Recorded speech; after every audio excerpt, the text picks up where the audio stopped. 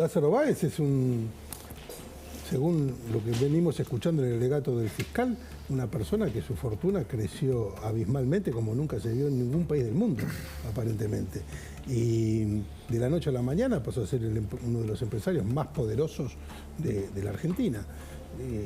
Ha sido condenado en la causa de la ruta del dinero CACA, llamada así. Tiene diversos procesos y bueno, es quien en este proceso que estamos asistiendo, que estamos viendo, que todos podemos ver, es hacia quien el fiscal está acusando que se direccionó la obra pública de una manera, por los números que presenta el fiscal, de una manera que no cabe ninguna duda que hubo un direccionamiento, que fallaron todos los controles. Yo hoy escuchaba a la vicepresidenta que hablaba de la SIGEN. ¿Ustedes recuerdan quién estaba a cargo de la SIGEN? Porque los organismos de control... La SIGEN es un organismo que tiene que controlar, pero ¿quién era la titular de la SIGEN? Era la esposa de De Vido. Alessandra Minichelli. O sea, realmente cuando uno piensa, a ver, ¿cómo fue posible que esto pase? ¿Cómo ocurre esto? ¿Cómo es posible que los secretarios, no tiene que ver con este tema, pero los secretarios privados de Cristina multimillonarios, ¿cómo ocurre todo esto? Realmente en un país donde quienes tienen que controlar no controlan. Y para que la justicia intervenga, porque la justicia, como se dice coloquialmente, es la última ratio. O sea, cuando fallaron todos los controles, bueno, ahí empezamos los fiscales, o vienen las denuncias y empezamos a mirar qué es lo que pasó. Pero antes de nosotros hubo funcionarios que realmente no funcionaron, que realmente no controlaron.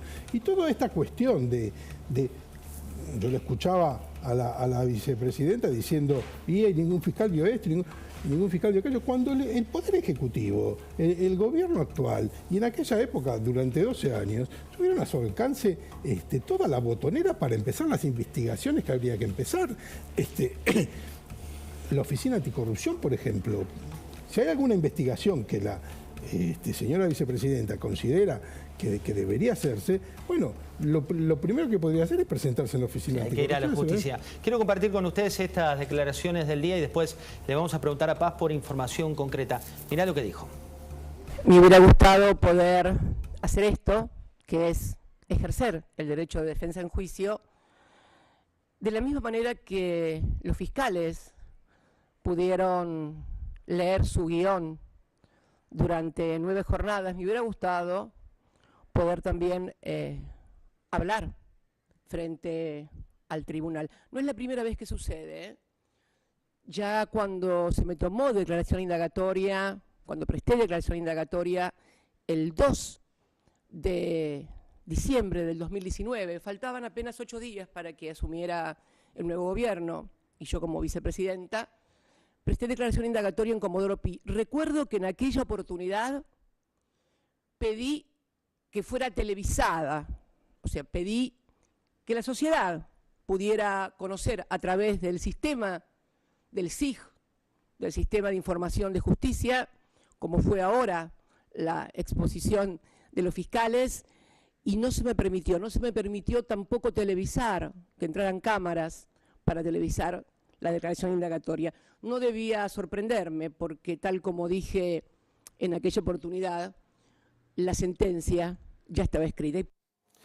Paz Rodríguez Niel tiene detalles de lo que no dijo, en este caso, Cristina en su mensaje por YouTube. Si querés, Paz, contanos 2 de esos mensajes omitidos. Mira, me parece que tal vez lo más interesante, porque fue una prueba clave en este juicio, tiene que ver con los mensajes de López.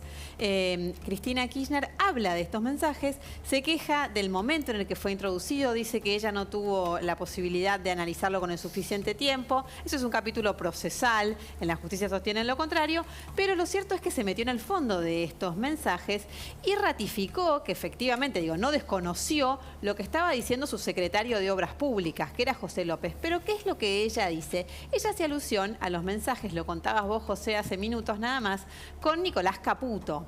Entonces lo que busca mostrar es cómo alguien que era muy cercano a Mauricio Macri tenía un trato de absoluta familiaridad y de amistad, o por lo menos de muchísima cercanía, con José López. Trato que incluía además pedirle que hiciera gestiones, y José López se notaba que intentaba interceder a favor de él en los negocios que en definitiva dependían de José López. Pero ahora bien, esto tiene un un evidente primer problema, que es, era un funcionario de su gobierno. Ella lo sortea diciendo que se sintió muy boluda cuando vio esta situación, pero la verdad es que no dejaba de ser un funcionario que atravesó durante todo el kirchnerismo con un rol clave, que era secretario de Obras Públicas. Pero corramos esto. ¿Qué más había en esos mensajes que ella no explicó? Bueno, hay dos asuntos claves, me parece, de lo que mostró el fiscal. Uno tiene que ver con que efectivamente, dice Cristina Kirchner, no hay mensajes con ella. Ella dice, yo uso Telegram y hablo con muy poca gente.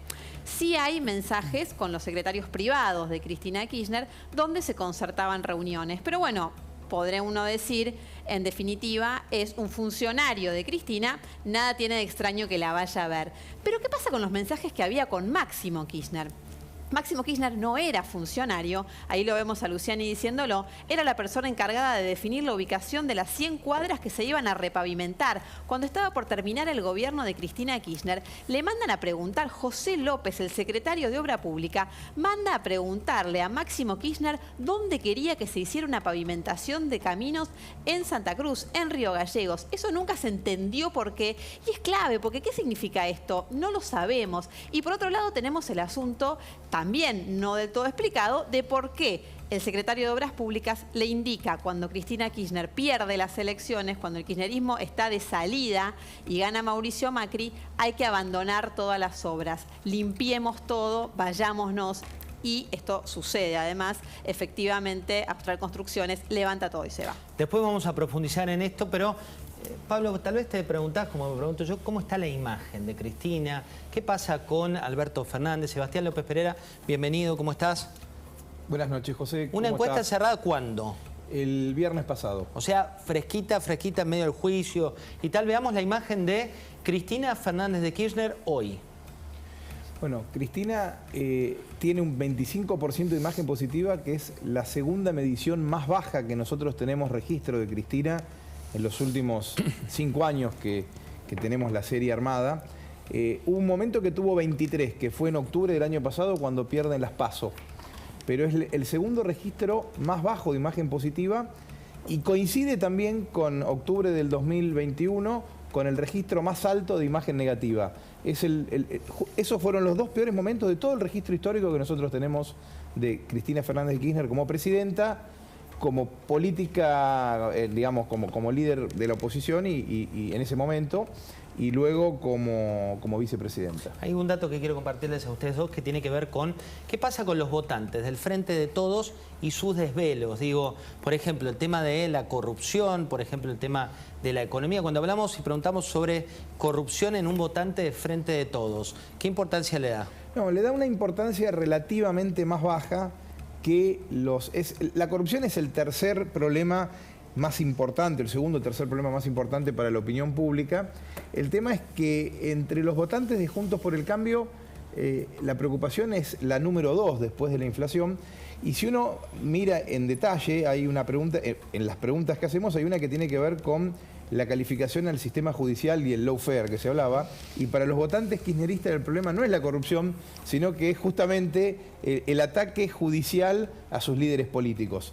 Esta es la gran diferencia que nosotros venimos sosteniendo ya hace muchísimos meses, que desde el lado de Juntos por el Cambio se ve el fenómeno de la corrupción y desde el lado de los votantes o de una buena parte de los votantes del Frente de Todos se lo ve como un ataque del sistema judicial a sus líderes políticos. Esto decía Cristina, básicamente argumentando en línea con lo que nos cuenta en este caso Sebastián. El juez que en el 2011, o sea, 5 años antes, se había declarado incompetente, remitido todas las denuncias a Santa Cruz, ahora se declara competente, pero con una novedad. Incluyen el tema de asociación ilícita. Bien. Comienza entonces una feroz campaña. Perdón, ahí chingué la cámara, gracias. No soy actriz ni voy no tengo tanta experiencia en los sets de televisión como otros dirigentes políticos, así que discúlpenme si no miro la luz correctamente. Comienza una feroz campaña política y mediática. Empieza el juicio con esta ficción que relataron durante 5 días durante 5 días los fiscales, en lo cual yo estuve sentadita en Comodoro Pi, escuchando durante 5 días ese tipo de acusaciones que no eran acusaciones, eran una ficción, un guión, y bastante malo, por cierto, además de falso. Nada, absolutamente nada de lo que dijeron fue probado, pero no es que no fue probado y entonces, bueno, hay dudas, no solamente no fue probado, sino que además se comprobó que era exactamente al revés de lo que decían. ¿Se siente esto como un ataque a la justicia? Digo, hoy la Asociación de Magistrados salió a decir que había que respetar la República, que había que no atacar a la justicia, y también salió en defensa de la seguridad de jueces y fiscales. Sí, para mí claramente la estrategia que, no sé, humildemente lo que yo pienso, ¿no?, está haciendo la vicepresidenta es, por un lado, con este alegato que está haciendo en los medios, logró que no se hable más de la acusación del fiscal, que para mí fue una acusación muy sólida, muy fuerte y que cautivó, creo yo, a buena parte de la población ayer cuando se televisaba lo que el fiscal venía relatando. Bueno, de esta manera logró opacarlo y estamos todos ahora viendo qué tiene para decir la vicepresidenta, pero todos sabemos, ella lo sabe, que el momento de hablar es en el juicio. Cuando a ella, todos recordarán que cuando ella, en una de las audiencias, el fiscal dice, ella se levanta y se va, y el fiscal dice, va a responder preguntas, y ella dice, ustedes tienen que responder. ¿Por qué no respondió las preguntas del fiscal? ¿Por qué no nos explica, en lugar de marearnos con que hay 2 testigos que se desdijeron, si declararon más de 100 personas?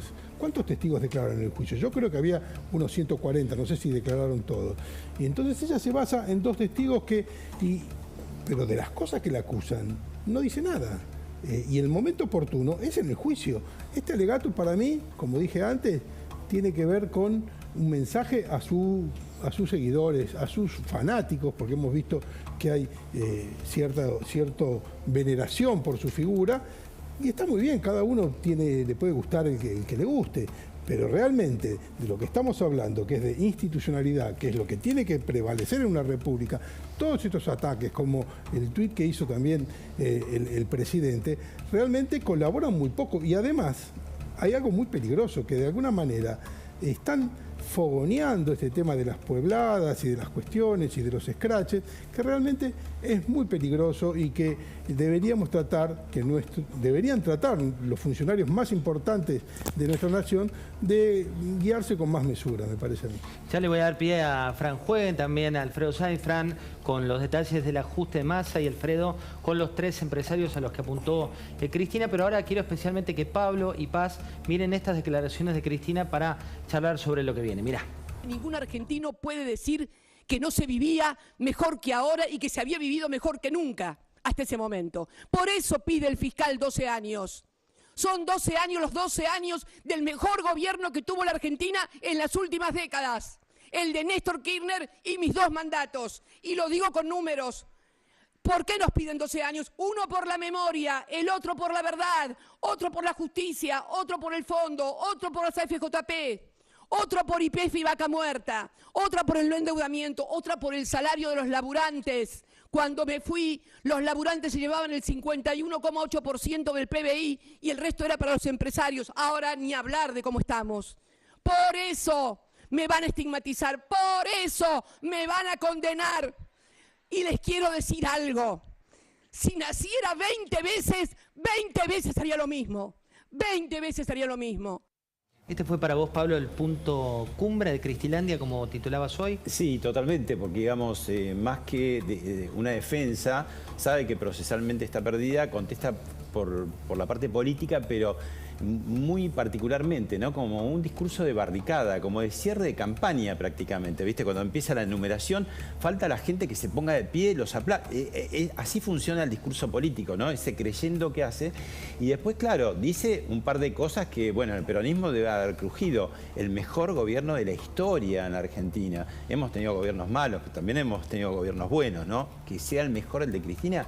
Y la otra es el empecinamiento y la soberbia de decir, nazco 20 veces y 20 veces vos haces lo mismo, usted hace lo mismo, usted, yo, digo, algo trataríamos de corregir, de mejorar, totalmente, ¿no? totalmente. No, ella haría 20 veces lo mismo.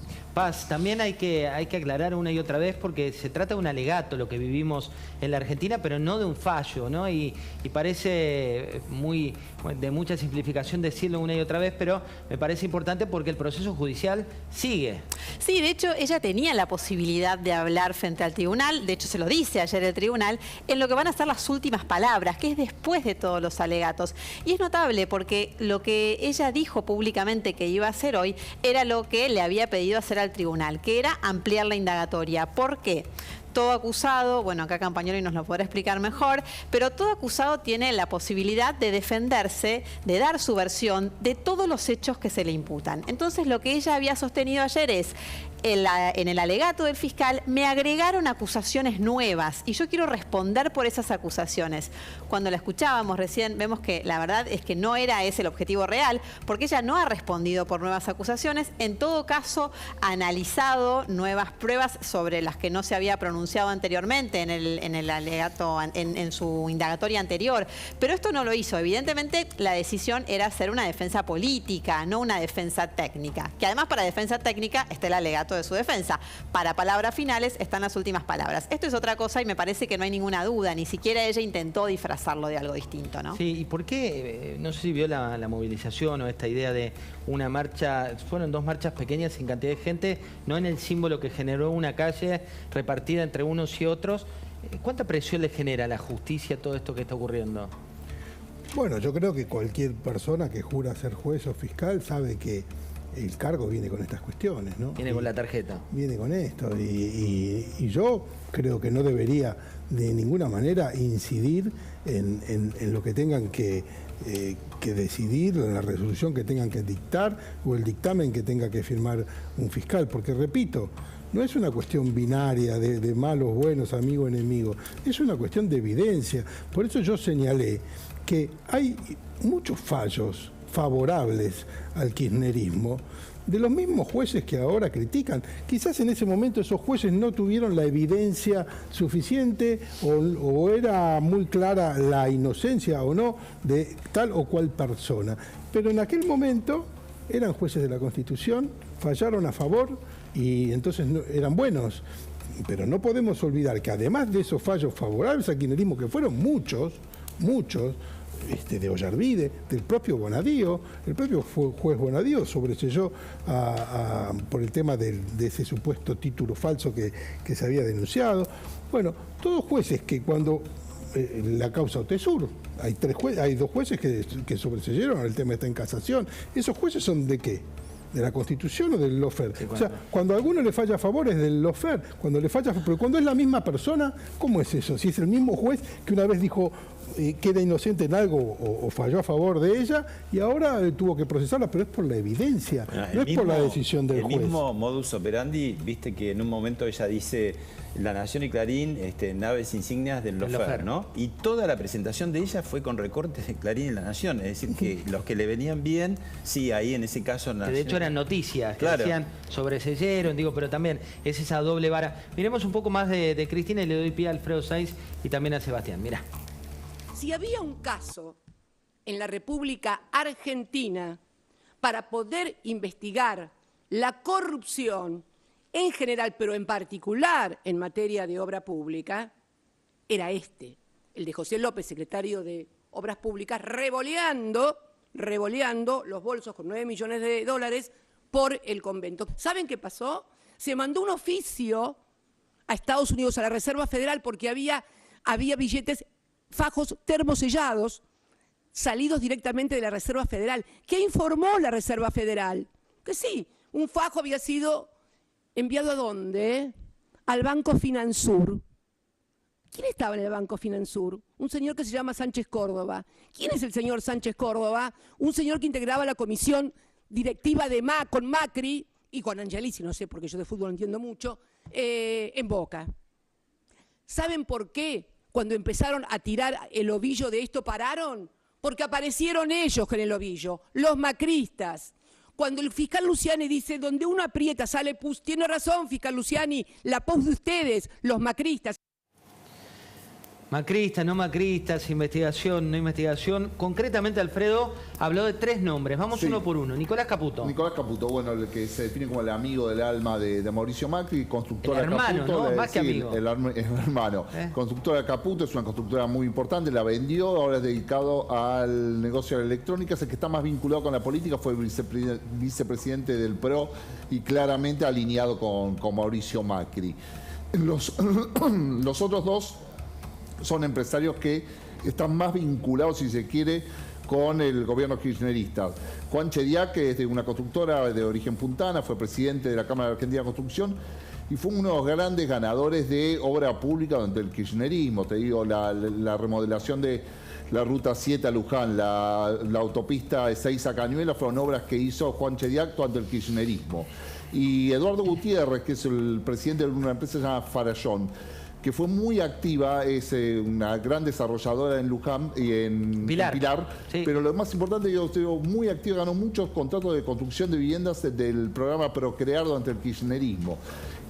Los dos casos, digamos, te estamos mostrando que son obras de la que se llama La Patria Contratista, que fue gran beneficiado ante el gobierno de Cristina Kirchner. 3 empresarios nombrados, también te empieza a nombrar, no empezó a tirar una catarata de nombres y cuestiones que cuando vos investigás están más ligados a lo que ocurrió con José López que a cualquier otro tipo de ataque hacia otra fuerza política. Bodega Los Aroldos presenta un vino que te hará viajar a través de los 5 sentidos Los Aroldos Estate, sin duda más de lo que esperás. Mirá.